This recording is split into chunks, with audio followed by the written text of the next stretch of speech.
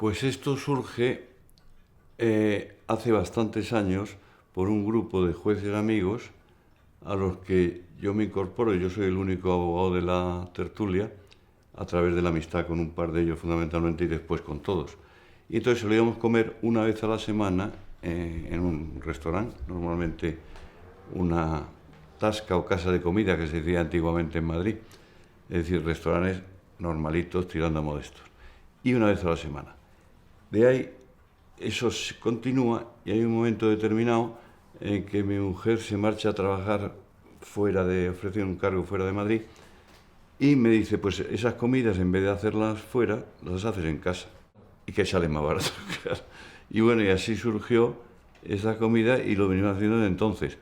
Por aquí han circulado muchísimas personas, casi todos ligados al mundo del derecho, con algunas excepciones, y se han ido naturalmente rotando, como la comida en el comedor da para 6 o 8 personas, más no podíamos ser, y entonces se rotaban, porque claro, tampoco todos los miércoles podían todos, siempre había baja y venía, de modo que he utilizado lo que se hace en el baloncesto y en el fútbol, que es el banquillo, titulares y suplentes.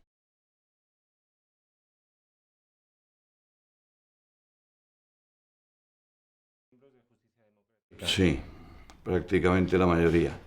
Claro, yo diría que respondemos todos los que asistimos a unas ideas generales que son pues la libertad, la solidaridad, la independencia, la profesionalidad. Y todos estos valores, que parece obvio decirlo, son bastante fundamentales para mí en la vida. Y todos ellos naturalmente responden a este criterio, como jueces.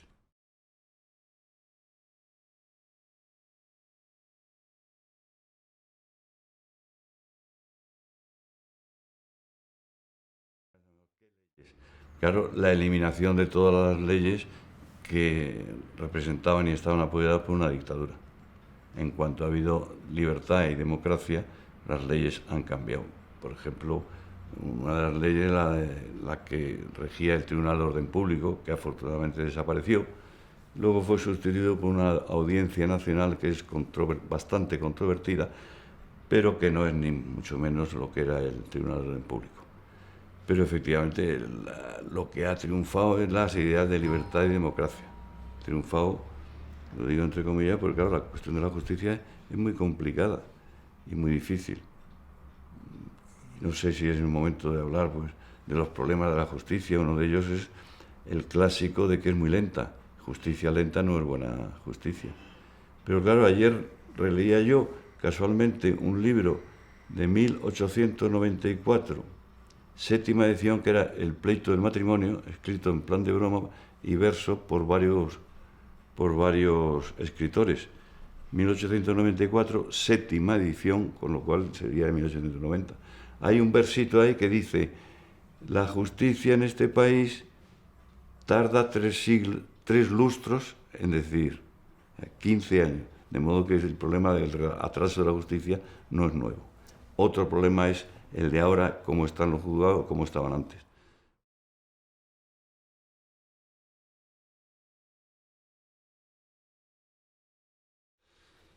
Yo creo que sí, aunque mucho menos que antes, pero sí. Y quizá la razón haya que buscarla en el origen de los jueces. Antes era muy claro, antes la mayoría de los jueces eran de regiones españolas atrasadas económicamente, como por ejemplo Galicia. Galicia también es un caso aparte porque el gallego es una especie de abogado permanente.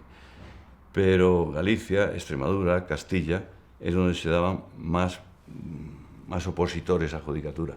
Es curioso que, por ejemplo, el País Vasco y Cataluña, las regiones más desarrolladas de España entonces, había mucho menos jueces.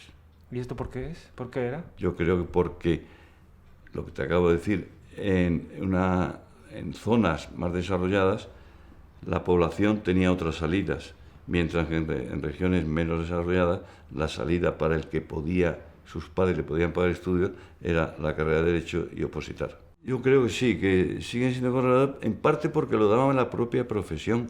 El juez tiene que tener mucho cuidado en sus decisiones y quizá eso les impulsa y ya les obliga un poco a ser conservadores, a no tirar las patas por alto. La propia naturaleza del cargo. Es muy difícil no sustraerse a un cierto conservadurismo.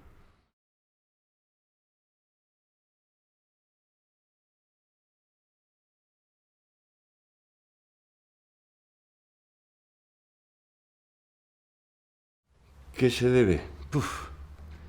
Vamos a ver, yo en este momento recuerdo un caso que yo tuve en el despacho, que eran 3 reclamantes contra la misma persona o sociedad, la misma razón de pedir y todas las circunstancias de igualdad. Yo llevé uno de los 3 hermanos y otra compañera mía llevó 2. Ante los jueces de Madrid de la Plaza Castilla, ella ganó uno y perdió otro, y yo el mío lo perdí. Los 3 pleitos se apelaron a la audiencia y allí la audiencia nos dio la razón a los reclamantes. Es decir, yo que había perdido gané y ella, el que ganó se lo confirmaron y el que perdió le revocaron y lo ganó. Eran 3 jueces con el mismo asunto exactamente igual, repito, y con los mismos demandantes y la misma razón de pedir. Cada uno ve de una manera y después los jueces, como yo siempre digo, los hay buenos, malos y regulares, pero como en todas las profesiones, igual que los abogados, los médicos y los taxistas y los directores de cine. Buenos, malos y regulares. Unos aciertan, otros no. Eso naturalmente produce un desconcierto tremendo entre lo que nosotros llamamos los justiciables, es decir, los clientes del abogado. Sí. Y naturalmente el pleito que pierdes lo ha perdido el abogado porque lo ha hecho mal. Aunque a veces naturalmente el que lo ha hecho mal ha sido el juez. Pero ¿qué vamos a hacer? Así es la vida. Eso no tiene otra solución. Hay jueces que estudian más que otros y por tanto lo harán mejor que otros.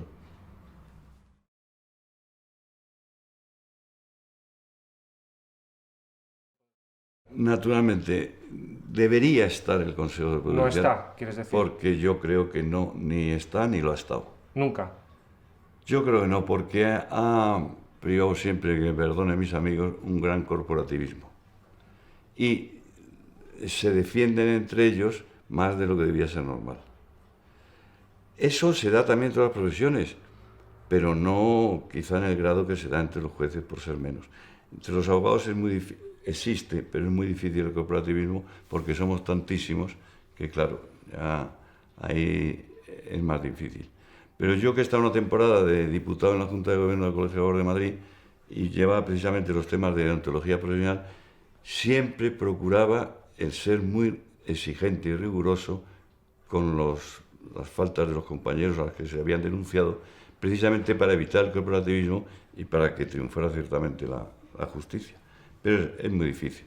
Entonces, el Consejo del Poder Judicial yo creo que ha pecado de corporativismo y defender demasiado a los jueces y no actuar. Lo mismo que se acusa a los jueces de lentitud, no resolver los casos, yo creo que el Consejo también ha pecado de lentitud, hasta el punto de que en algunos casos después el Tribunal Supremo ha tenido que dar la razón al denunciado porque el Consejo se había pasado en los plazos.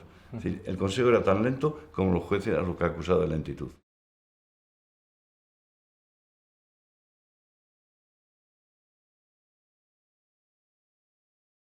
Inicialmente se formó a través del órgano ejecutivo, después por la elección parlamentaria, pero claro, el Parlamento está formado por partidos políticos y por lo tanto son los políticos los que eligen y procuran elegir, naturalmente, procuran arrimar el ascua a su sardina, como se dice vulgarmente, a elegir a los más. Y efectivamente eso ha influido mucho en que la actuación del Consejo no haya sido lo deseable. Yo no sé cuál. Me parece un tema dificilísimo lo de la elección. Lo de la actuación ya es otra cosa, pero la elección me parece muy difícil, no sé podría ser lo mejor. Pero yo creo, mi opinión es que el Consejo, tal como hasta ahora, no ha funcionado adecuadamente.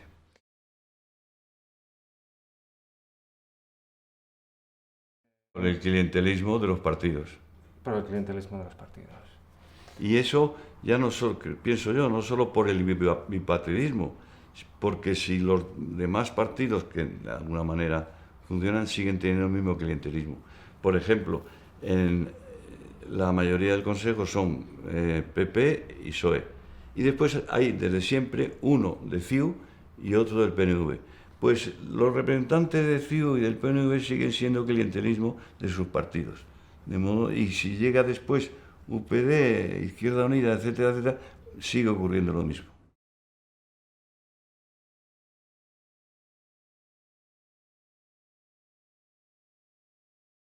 Claro, pero eso es muy difícil y Porque todo el mundo quiere estar ahí. claro, y te iba a decir difícil e inhumano, porque claro, a todos nos apetece ir al sitio mejor donde estemos representados, pero no solo por el afán de tener unas prebendas económicas o sociales, sino por el legítimo afán de hacerlo bien, y todo el que va ahí pues quiere estar para hacerlo mejor, con independencia de algunos que van solo por las prebendas, pero claro, eso está en la condición humana.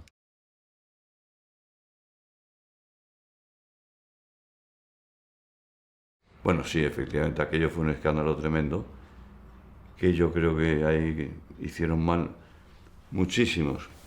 Los primeros que hicieron muy mal fueron los que impulsaron a ese señor a venir aquí, que fue naturalmente CiU. Es una pena, porque era absolutamente conocido por todo el mundo, incluso por las altas instancias, que aquel señor estaba, me parece que en catalán se dice empreñado, ¿no? Algo así. Bueno, yo lo traduzco, que está claramente comprometido con el delito y la corrupción. Lo que yo tengo entendido, oído naturalmente, pero que no tengo certeza, es que les estaba creando problemas porque estaba comprometido con actuaciones presuntamente irregulares de CiU. De CiU. Claro. De miembros de CiU. Y entonces una manera de quitárselo de en medio era la patada hacia adelante, que vaya al Consejo. Aquí, eso sí que me consta, avisaron que no debía venir porque iba a estar inmediatamente en curso en un procedimiento judicial, por corrupción precisamente. Como así fue, así terminó, y este señor terminó, como todos sabemos, en la cárcel.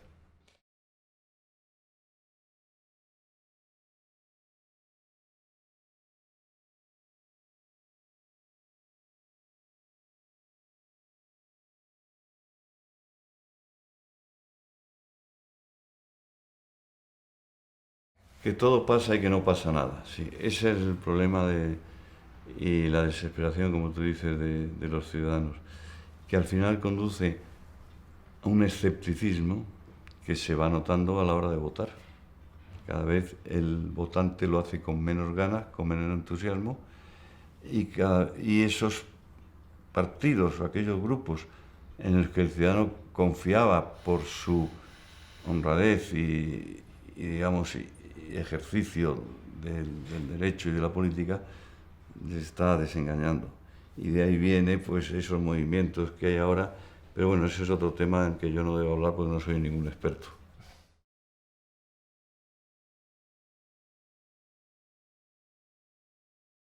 Efectivamente, porque había esa corruptela que era dar a los oficiales de los juzgados una pequeña propina para, de alguna manera, claro, el oficial no resolvía el pleito, lo resolvía el juez, pero sí te cambiaba el papel. Cuando tenía así, dice, oye, que me interesa que se retrase, cogía este expediente y lo ponía abajo, y eso le llevaba unas pesetillas. Eso era la astilla. Y eso, lo tengo que decir, que lo quitó, se erradicó de raíz, que es una redundancia, gracias a una ley promovida por el entonces ministro de Justicia, Fernando Ledesma, y amigo mío, no me gusta hablar bien de mis amigos por lo de aquello del autobombo, pero efectivamente lo hizo y ha sido un ministro bastante eficaz, o incluso de los mejores y más efectivos de los ministros de Justicia de España desde la democracia. Y eso lo quitó de raíz y yo he sido testigo de cómo eso ocurrió. Y ahora, desgraciadamente, Fernando eliminó no las astillas, sino las tasas judiciales, que era la base de la astilla. Y ahora otro ministro resulta que vuelve a poner las tasas en un acto para mí absolutamente antidemocrático.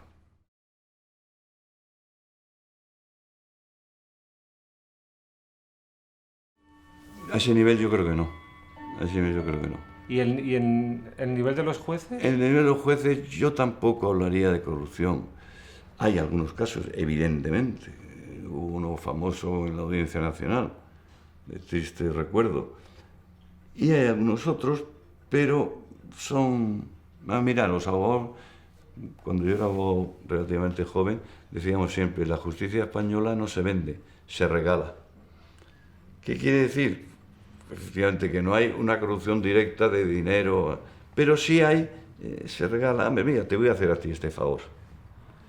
Bueno, pero eso a un nivel muy pequeño, incluso yo no quiero ser aquí el abogado de los jueces, pero yo creo que la corrupción en la justicia ha sido inferior a la que ha sido en otros ámbitos, otras esferas de la vida nacional, ¿no? Digamos, los empresarios.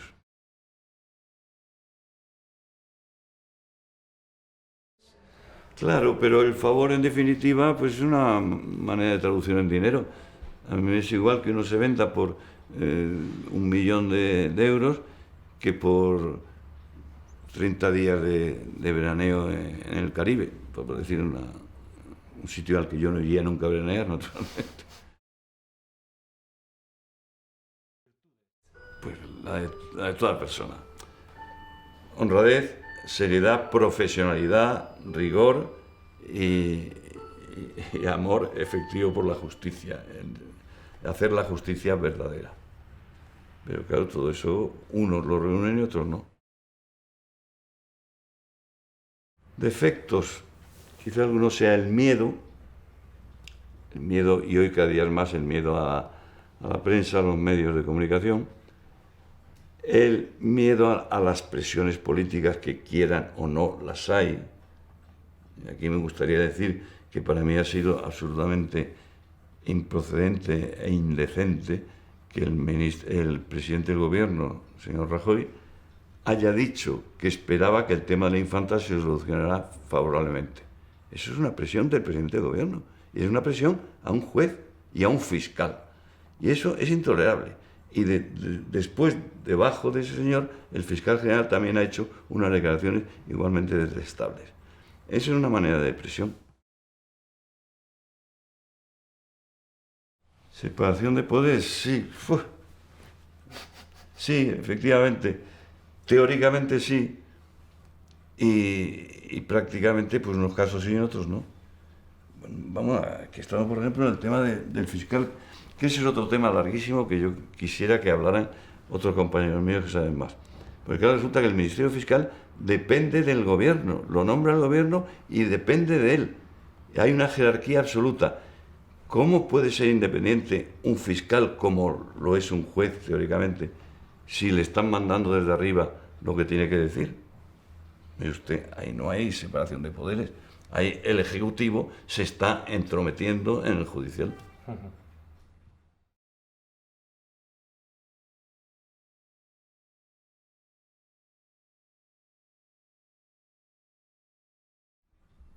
Eso es muy grave. Por ejemplo, estoy pensando en la ley de... ya no sé ni cómo se llama.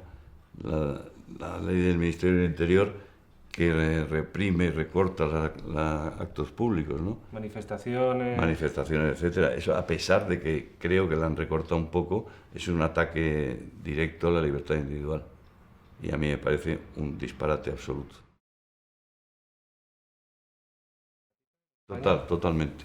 Quizá por un poco lo que decía antes, que se ha perdido mucha, no voy a individualizar, se ha perdido mucha ilusión. ¿Por qué?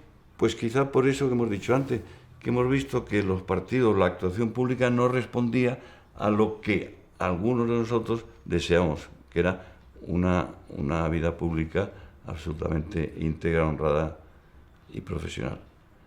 Al ir desapareciendo eso y ver casos, pues, tristes, la gente se va desanimando.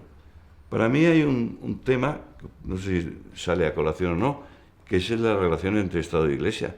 Señores, y desde que la Constitución, la Iglesia es un Estado aconfesional, ¿a qué vienen todas esas actuaciones a favor de la Iglesia? Y ahí el Partido Socialista no ha estado a la altura de las circunstancias. Ha dicho muchas veces que iba a intentar arreglar eso y no lo ha arreglado. Al revés, les ha concedido más favores a la Iglesia católica. Entonces, claro, ese es otro de los datos que ha llevado a perder a la gente la confianza.